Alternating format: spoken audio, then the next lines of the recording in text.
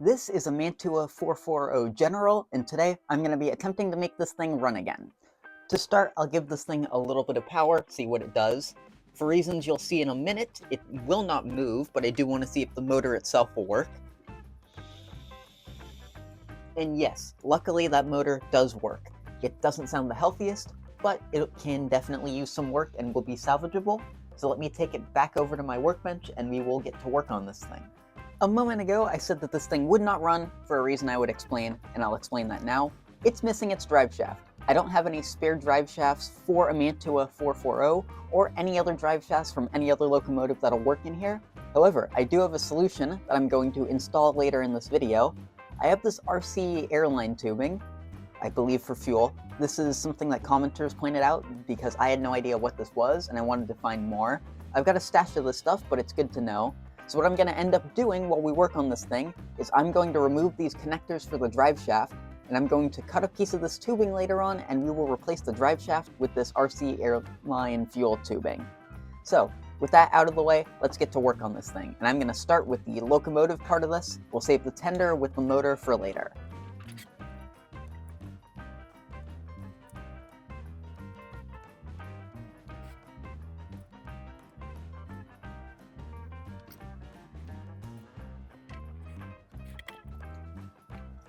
Alright, so we got this apart, and I think while I'm at it, it might just be smart of me to remove the tender cover so we can do this all in one bit, because I think that will be useful.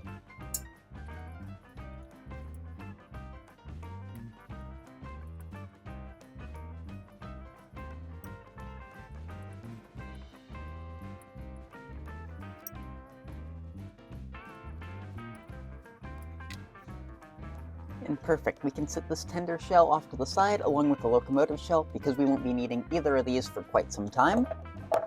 And we can also put these, I believe, cylinders. I forget what these are actually called. If someone knows, please let me know because I can never remember the name of these things, but we're going to set these off to the side as well. And all we're going to focus on, once I drop the screws out of here, is going to be the tender and the locomotive. So I'm going to start with the worm gear and everything in this part of the engine, and then we will move on to this.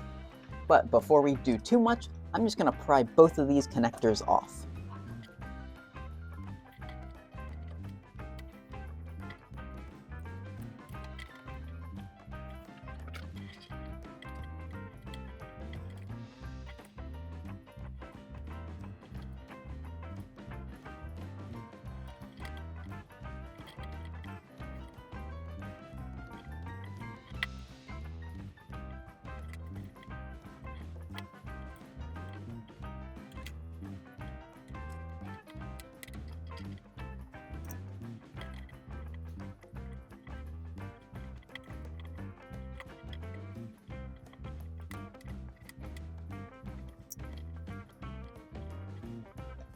Alright, so I've now successfully gotten all these components separated. I'm going to start by cleaning out the whole frame itself, then I'll go onto this piece, the wheels, the worm gear cover, and then the worm gear itself.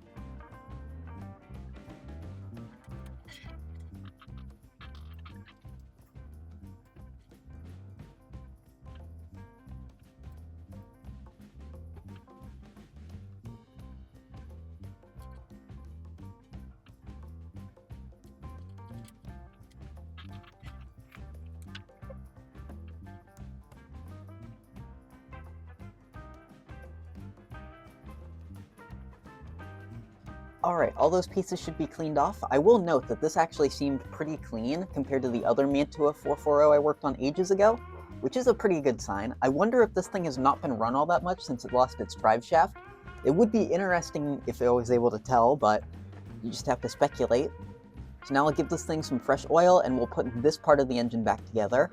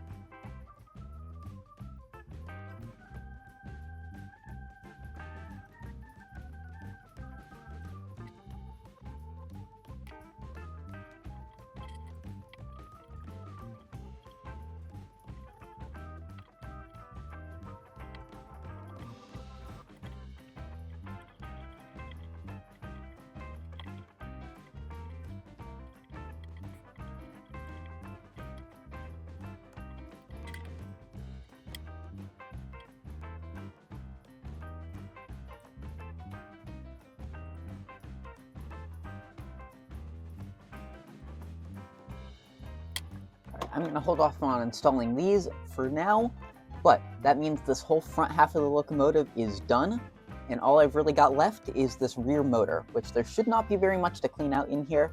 I'm going to remove this one brush here and clean off the commutator with a fiberglass pencil, and then I think all I've really got to do is give this thing some oil on its bearings, maybe see if I can fit some neodymium magnets in here, because that would improve the performance of this thing. I don't think I will be able to, but I'll try and see what I can do.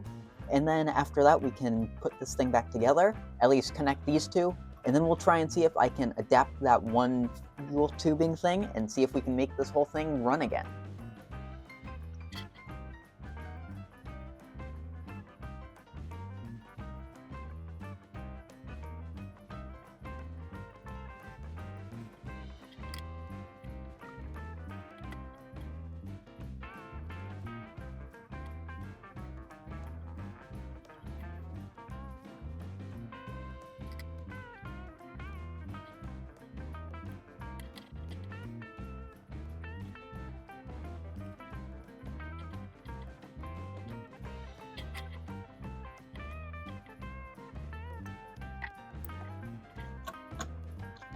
Alright, we got all this back together and cleaned up. Now all I've really got to do is go find that one fuel line tubing piece, and then we can go try and make that thing fit onto this engine.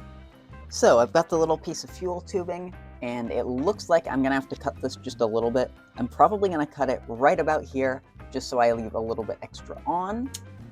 And then all it is a matter of is sliding this thing onto the shafts, which sometimes for some of these, this tubing can be a little bit too small. I don't know if I have any larger sizes, but I'm going to try my best to get this on here. I may have just inadvertently made that piece too short, so I'm going to go see if I've got a slightly larger piece, maybe if I've got something larger diameter, and I'll come back and see what works. Alright, theoretically, this piece, which I just cut with these, should be a much better fit for this, and we'll see if it'll actually work.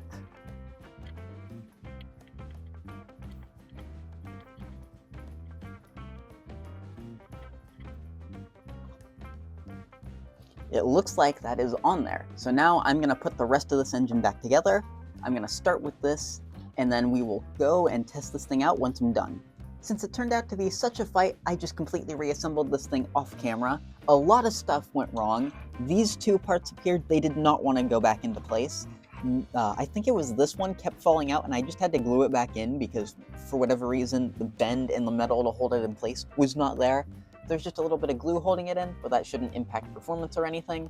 I also had to, while doing that, assemble this whole front truck, which was kind of annoying. I had to hold everything back in to get these into place, along with these, so it was the hassle.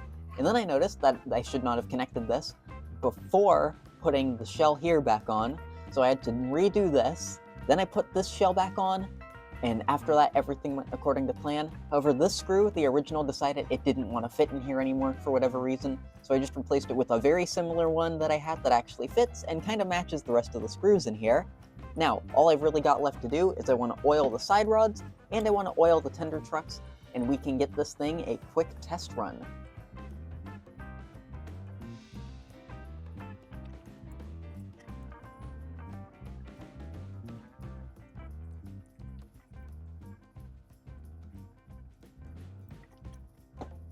Alright, that should mean this locomotive is ready for an initial test run. While it's certainly not a perfect looking engine, I'm hoping this thing will run pretty well after all that work. So, it's time to test this thing out and see if my work has paid off. Alright, after all that work, let's see if this thing lives. I'll give it some power. And it does, and jump starts immediately.